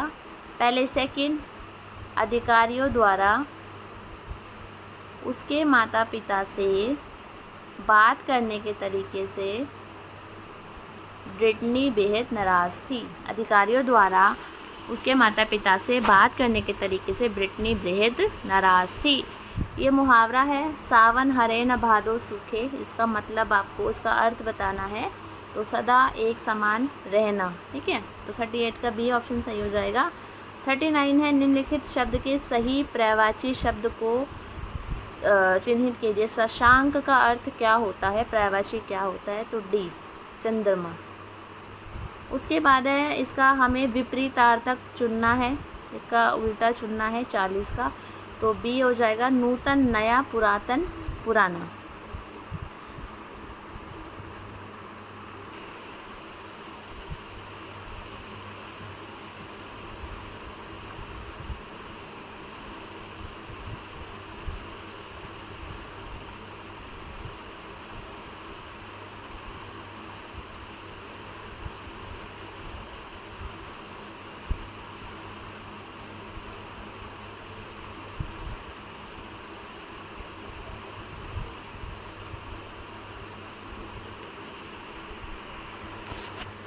क्वेश्चन नंबर आपका 51 है यहाँ पे। Select the most appropriate sentence in active voice for the given sentence. यहाँ पे एक सेंटेंस दिया है, आपको most appropriate active voice search find करनी है। The lost treasures chest was eventually discovered by a team of dedicated archaeologist. तो इसमें आपको एक्टिव वॉइस बतानी है जो अप्रोप्रिएट है, ज़्यादा सूटेबल बैठती है, तो इसका ए ऑप्शन सही हो जाएगा। A team of dedicated archaeologist eventually discovered the lost treasure chest, तो ए ऑप्शन इसका सही हो जाएगा। क्वेश्चन नंबर 52 है, identify the misspelled word in the given sentence. यहाँ पर एक सेंटेंस दिया है, यहाँ पे आपको एक मिस स्पेलिंग, गलत स्पेलिंग दी हुई है, वो आपको फाइंड आउट करनी है। Dealing with the bureaucracy surrounding the occurrence of separate administrative task can be quite challenging. तो 52 जो है आपका, यहाँ पे ब्यूरोक्रेसी की स्पेलिंग गलत दी हुई है। ब्यूरोक्रेसी की सही स्पेलिंग क्या है, आप लोग मुझे कमेंट करके बताएं। क्वेश्चन नंबर 53 है, identify the sentence that contains a word synonyms with obfuscate. तो ऑब्फ्यूस्केट का जो सिनोनिम है वो आपको यहाँ पे बताना है।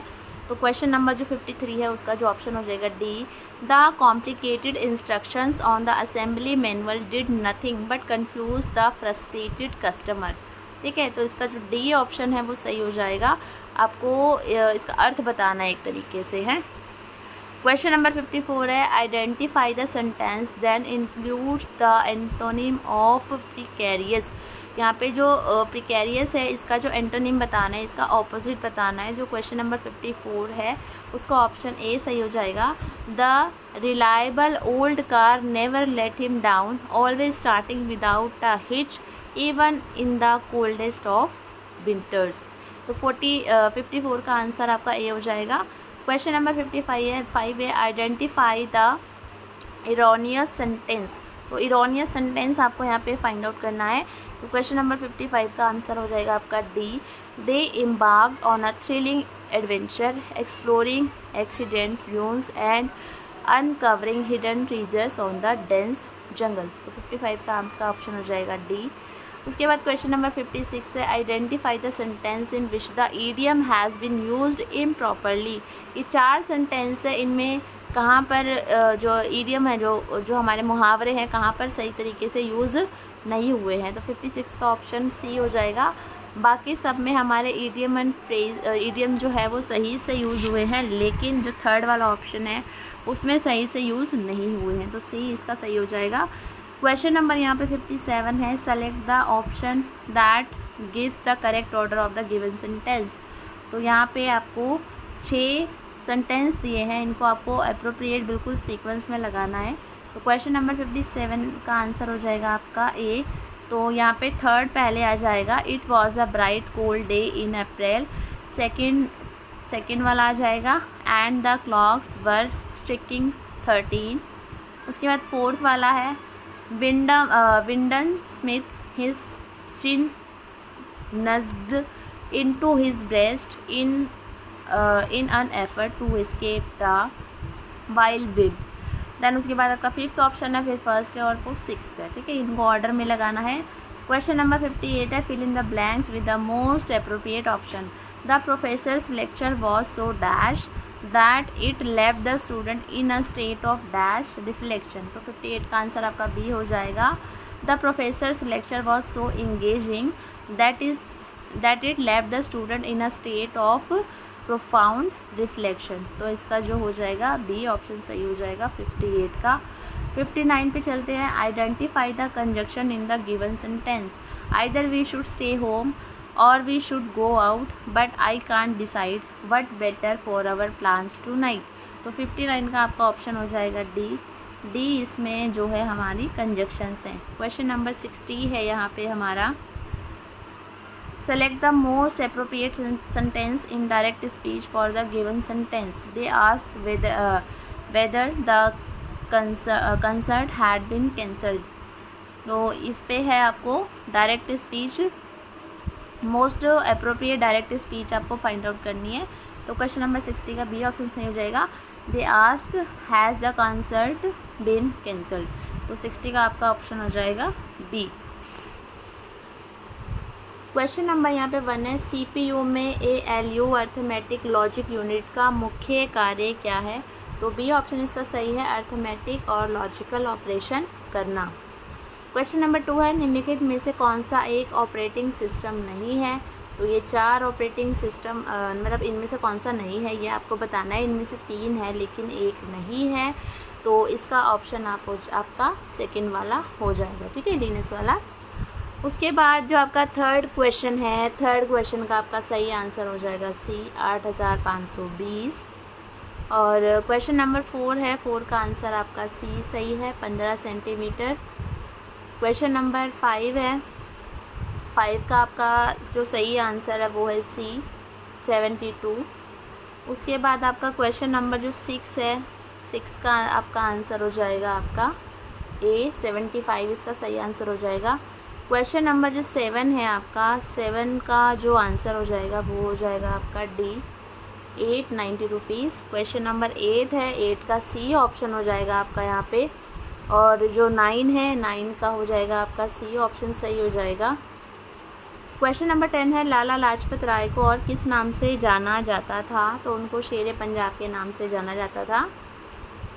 भारत का मूल संविधान डैश द्वारा हस्तलिखित था। किसके द्वारा हस्तलिखित था भारत का मूल संविधान।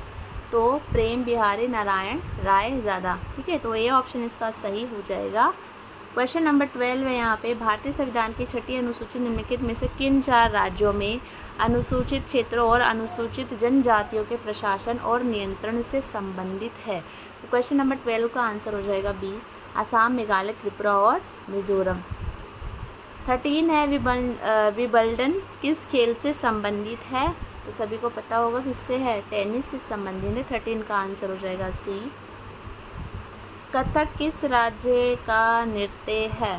उत्तर प्रदेश का। गहरे समुद्र में सांस लेने के लिए गोताखोर डैश के मिश्रण का उपयोग करते हैं, ऑक्सीजन, हीलियम और नाइट्रोजन।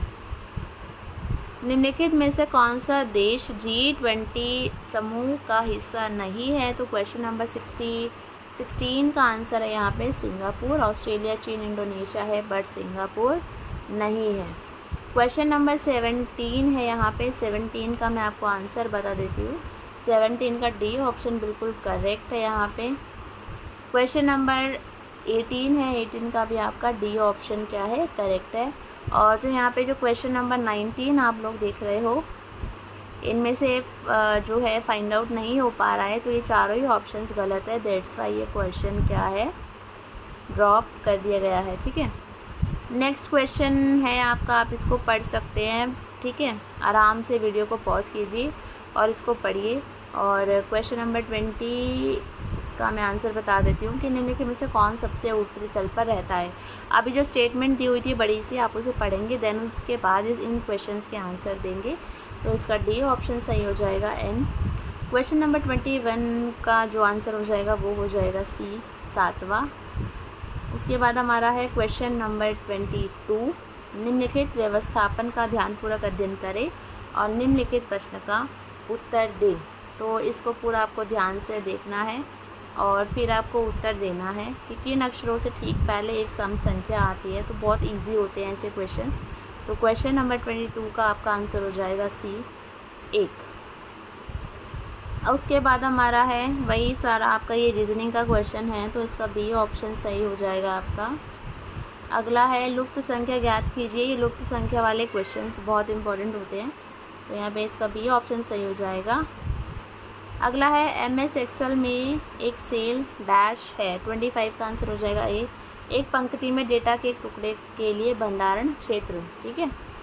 उसके बाद हमारा है question number 26, MS power point में स्लाइड शो करने के लिए सही शॉर्टकट कुंजी कौन सी होती है। तो क्वेश्चन नंबर 26 है आपका, यहाँ पे ऑप्शन इसका सही वाला हो जाएगा डी F5। किसी वेबसाइट के एड्रेस में HTTP इंगित करता है, क्या इंगित करता है ये आपको बताना है। तो क्वेश्चन नंबर आपका जो 27 है वो है ए, हाइपर टेक्स्ट ट्रांसफ़र प्रोटोकॉल। 28 है सर्च इंजन का मुख्य कार्य क्या है। सर्च इंजन का मुख्य कार्य इंटरनेट पर जानकारी ढूंढना। क्वेश्चन नंबर 29 है मैलवेयर क्या है। 29 का आंसर है बी, सॉफ्टवेयर जो विशेष रूप से कंप्यूटर सिस्टम को बाधित करने, क्षति पहुंचाने या अनधिकृत पहुंच प्राप्त करने के लिए डिज़ाइन किया गया है।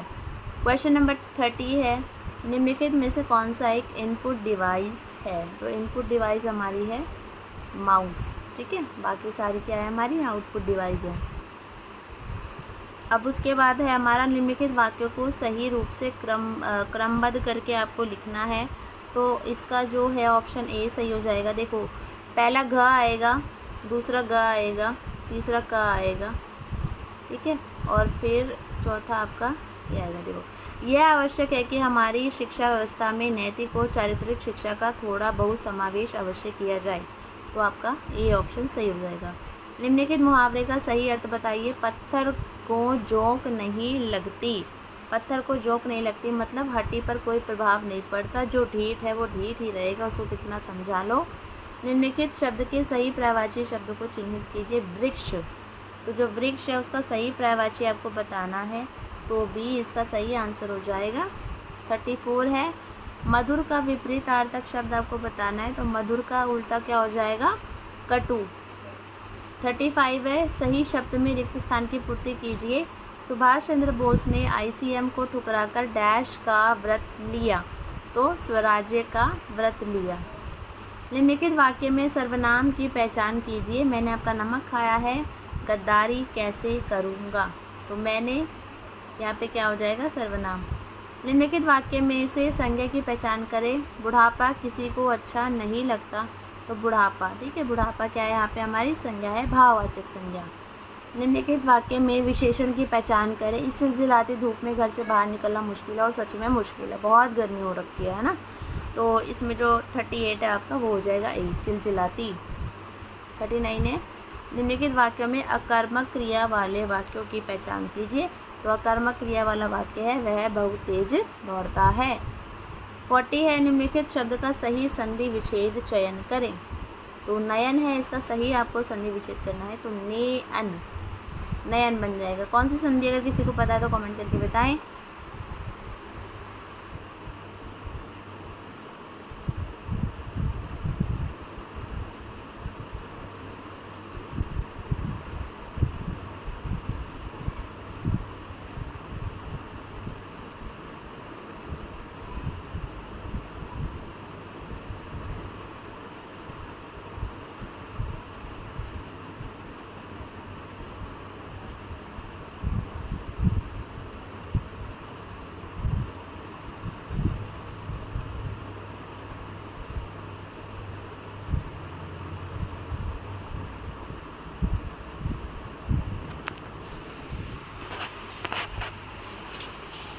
क्वेश्चन नंबर यहाँ पे 51 है identify the meaning of underline idiom. Drive home एक ईडियम है, ठीक है, टू ड्राइव होम, इसका आपको मीनिंग बताना है। तो क्वेश्चन नंबर जो 51 है इसका आंसर हो जाएगा C, to emphasize the point. 52 है reorder the words to the form a grammatically correct sentence. ठीक है। तो यहाँ पे अलग अलग वर्ड्स दिए हैं, इनको सीक्वेंस में लगाने पे कौन सा जो सेंटेंस है वो सही बैठेगा। तो 52 का आंसर आपका हो जाएगा C, she want to the library after school, she went to the library after school, sorry want नहीं आएगा, वॉन्ट्स आता है बट वेंट है। 53 है, which conjunction should be use to complete the following sentence, कौन सी कंजक्शन लगेगी यहाँ पे। John wanted to play soccer dash tennis, तो 53 का आंसर यहाँ पे आपको देखने का मिलेगा C, John wanted to play soccer and tennis, तो इसका सी ऑप्शन सही हो जाएगा। 54 है, which preposition should be use to complete the following sentence, Jane is afraid dash the dark, 54 का आंसर हो जाएगा of, Jane is afraid of the dark. 55 है आपको डायरेक्ट स्पीच है, यहाँ पे आपको इसको direct speech into indirect speech, direct speech है आपको इसको इनडायरेक्ट स्पीच में कन्वर्ट करना है, तो 55 का ये हो जाएगा, John said that he would be there the next day. 56 है, which of the following sentences in the passive voice, तो क्वेश्चन नंबर 56 का आंसर हो जाएगा पैसिव वॉइस में कौन सा सेंटेंस है, तो बी है, the cake was baked bye my mother. ठीक है, तो बेसिकली इस तरीके से मैं इसको याद करती हूँ, तो बाय एक तरीके से यूज़ होता है इसमें पैसिव वॉइस में। 57 है, identify the correct spelling, conscious लिखा हुआ है, कॉन्शियसनेस लिखा हुआ है, तो कौन सी सही स्पेलिंग है, तो 57 का आंसर हो जाएगा डी। ठीक है, तो ये सही स्पेलिंग है। 58 है, आइडेंटिफाई द सिनोनिम, तो सिनोनिम बताना है आपको एमिकेबल का, तो 58 है, इसका सही आ जाएगा कॉर्डियल, ठीक है, कॉर्डियल इसका क्या है सिनोनिम। ठीक है, अब है इम्पेड का आपको एंटोनिम बताना है, तो बी ऑप्शन का सही हो जाएगा फैसिलिटेट। 60 है आपका, identify the error in the following sentence, यहाँ पे एक सेंटेंस है और आपको इसमें एरर बताना है कि क्या गलती हुई है, तो इसमें हुई है हैड वेंट की, she had went to the store yesterday but she forgot to buy bread, तो आई थिंक शी वेंट आना चाहिए यहाँ पे। ठीक है, she went to the store.